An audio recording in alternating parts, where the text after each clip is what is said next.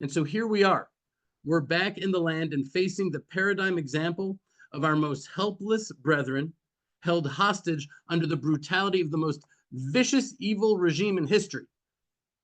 Not only are they without liberty, they're facing vicious, torturous suffering beyond anything that we can imagine. And in this portion, it tells us, Hashem tells us what we must do.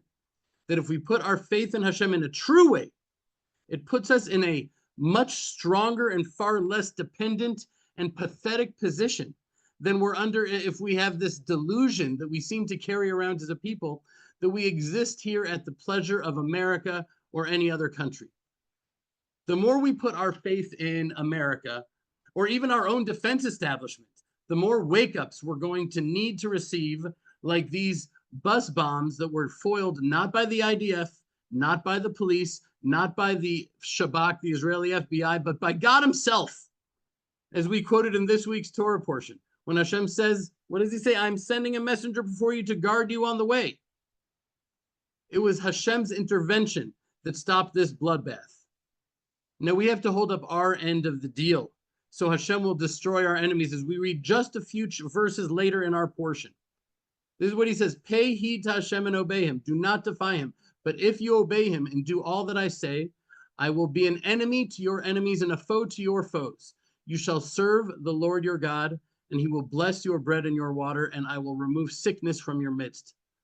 I will send forth my terror before you, and I will throw into panic all the people among whom you come, and I will make all your enemies turn tail before you, for I will deliver the inhabitants of the land into your hands, and you will drive them out before you. You shall make no covenant with them and their gods. They shall not remain in your land, and it will prove a snare for you. I sort of brought those verses together, but that's it. That's it. Trust in Hashem. No more deals, no more covenants, no more Red Cross. Throw them out. All of them. It doesn't matter what the world says. No more caring what the world thinks. Why? Because Hashem is with us. It's up to us to do what we need to do, with or without anyone else's blessing or agreement, for no other reason than it's the right thing to do and it's Hashem's will. And if we do, then we will dwell securely in our borders. And if we don't, it doesn't matter how sophisticated the weapons from America may be. A bunch of inbred savages on hang gliders can bring the entire country to our knees. No more believing in the illusion of power dynamics.